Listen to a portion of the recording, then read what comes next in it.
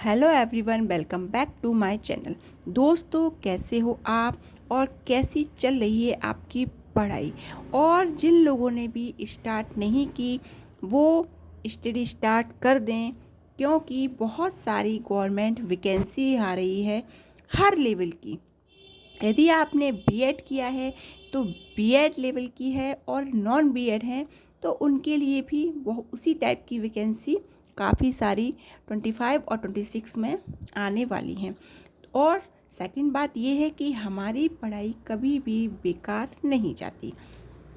तो दोस्तों, मेरे एक प्यारे सी व्यूअर्स ने मुझसे पूछा था कि हम जॉइंट फैमिली में रहते हैं, और मैं मतलब हमारी जो फैमिली है, हम उनका जो भी वर्क के प्रोफेशन है उसमें मुझे भी इन्वॉल्व होना पड़ता है।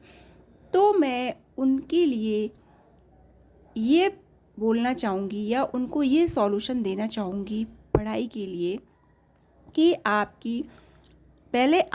सबसे पहले ये देखिए अपने घर में कि आपके घर का जो वर्किंग हार्स है वो कितना है। आपके घर में जो काम होता है, आप किचन में कितने टाइम काम करते हो, अपने इन लॉज के साथ कितनी देर काम करते हो, और बच्चों के साथ आप कितना टाइम स्पेंड करते हो, सोशल मीडिया पर कितना टाइम स्पेंड करते हो, रिलेटिव्स के साथ कितनी देर बात करते हो, और हाँ, और कितना टाइम आप स्लीप करते हो। इन सारी बातों को पहले आप टाइम के साथ अपनी एक नोटबुक में या डायरी में या पेज पर पहले नोट कीजिए, वो भी 24 हार्स में। अब उसमें आप ये जब आपने नोट कर लोगे, और यदि वो सारे 24 हार्स निकल कर आ रहे हैं, तो उसमें आप ये पता लगाना कि जो काम 2 घंटे का था, क्या आपने उसे 3 घंटे में किया है। सपोज करो आपने किचन में काम किया, वो किचन में खाना बनाने का काम आपका 1 घंटे में हो सकता था, तो क्या वहाँ आपने 2 घंटे यूज़ किए हैं। इस तरीके से आप अपने वर्किंग का कैलकुलेशन ज़रूर करना।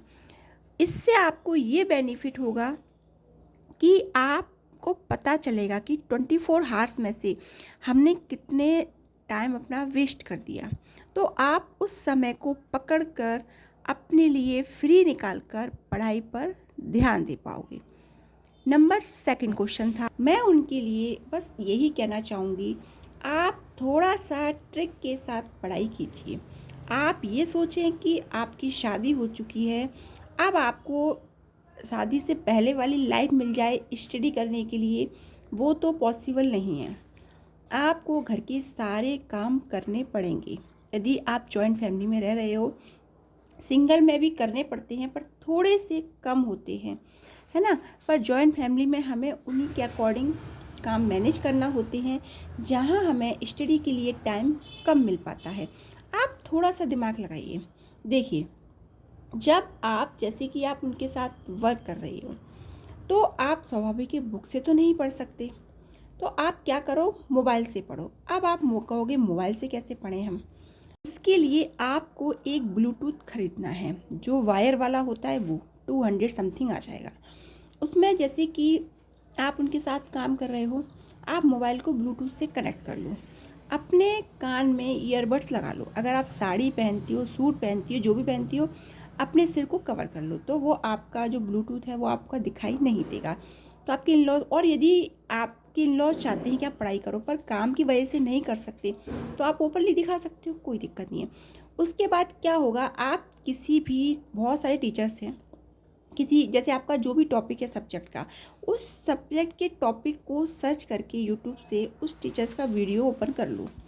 और वीडियो ओपन करने के बाद क्या होगा, जब वो ब्लूटूथ से कनेक्ट होगा तो उसकी वॉइस आपके सिर्फ कानों में आएगी, ठीक है ना। और आप ऑलमोस्ट इस सिचुएशन में एक्सप्लेशन वाला जो वीडियो होता है, जब टीचर्स किसी टॉपिक को एक्सप्लेन करते हैं, वो आप कान में लगाकर और फिर वर्क कीजिए।